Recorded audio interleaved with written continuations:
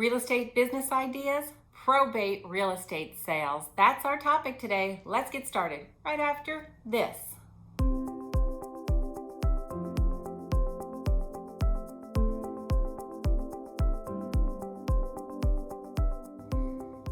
Hi, I'm Kim Ward, certified probate real estate advisor, developer of ProbateBiz.com, and online training for real estate agents like you who would like to learn how to have a probate real estate business. Welcome back to my channel. Let's talk about real estate business ideas, probate real estate sales. So what's probate all about? A probate estate are all the assets of someone who has passed away and now the estate needs to be addressed. They do that through a probate administration. In the case of a will, a probate administration begins with making sure that the will is genuine. The following types of assets comprise a probate estate.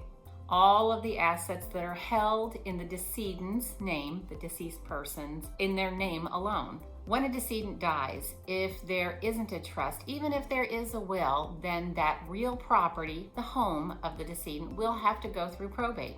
When all the assets of the decedent are held in tenants in common, meaning that someone else also has their name on those assets, they'll still have to go through probate. Keep in mind that the heirs or the beneficiaries do not automatically inherit the property. So in the case where maybe two single people each have 50% of the estate, that person that owns the 50% and is still with us does not necessarily inherit the decedent's 50%. It has to go through probate, and the courts will determine who gets to be the beneficiary of that 50% of the real property.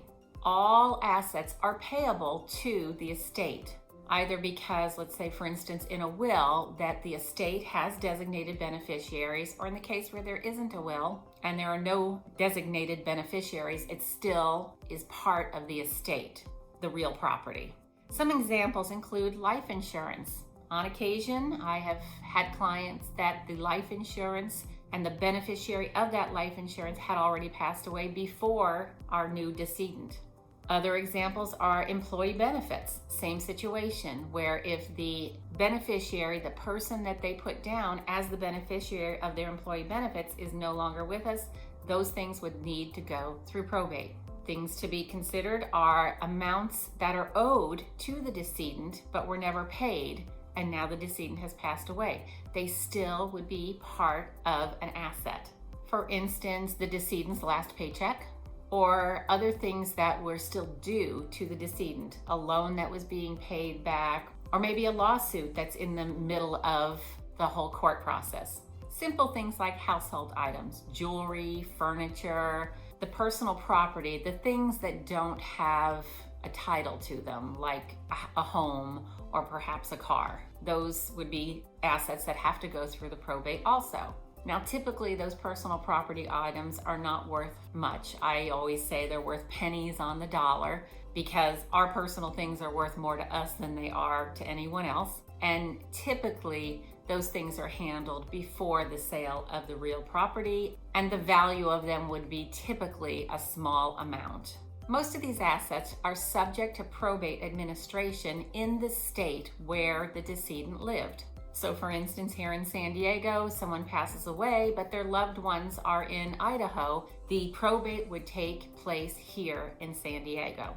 And that would include, of course, the real estate. And that's where you come in. That, let's say the real estate is in Idaho and the family members live here in San Diego. You would be in charge of helping them, their probate real estate expert, and they would typically work with an attorney in your area.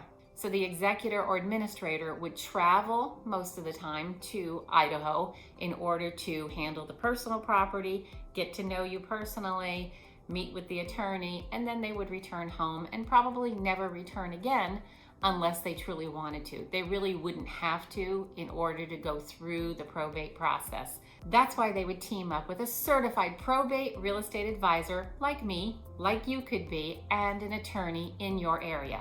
So if the property was here in San Diego, it would need to be going through the probate here in San Diego. Sometimes people will choose an attorney that's outside of San Diego County, and that seems to work pretty well. But most of the time they do choose an attorney in San Diego County.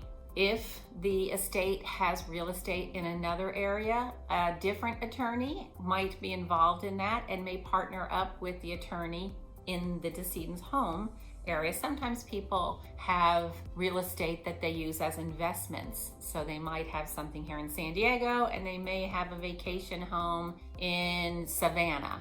And so, for instance, they would then have a real estate agent that works in the Savannah area that hopefully understands probate, as well as an attorney there, and then also one here.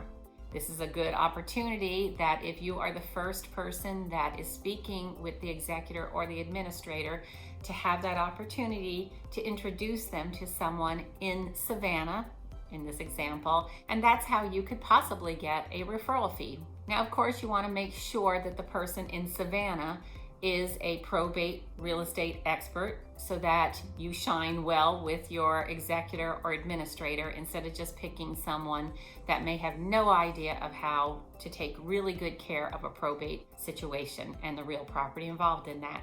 Like I said before, I have had clients that owned property in 3 different states. It was a great opportunity for me to introduce them to a certified probate real estate expert in the area that the other homes were located. Occasionally, there may not be someone that is a probate expert, probate real estate expert, so then I will refer to the CRS, which I think is now the RRC, or in my case, I'm involved with by referral only with Joe Stump, and I would look for an agent that is a by referral only real estate agent, and then I would teach them what they needed to do in order to properly help the executor or administrator. Bottom line is, I want my client to have as easy a time as possible, and that's why I'm here to help. I hope you found this of value. If you did, go ahead and give me a thumbs up. Go ahead and put a comment or a question down below. I'll be sure to answer. And subscribe, and to be notified of my weekly videos all about probate real estate, and you wouldn't want to miss any of them, go ahead and hit that bell button. See you next week.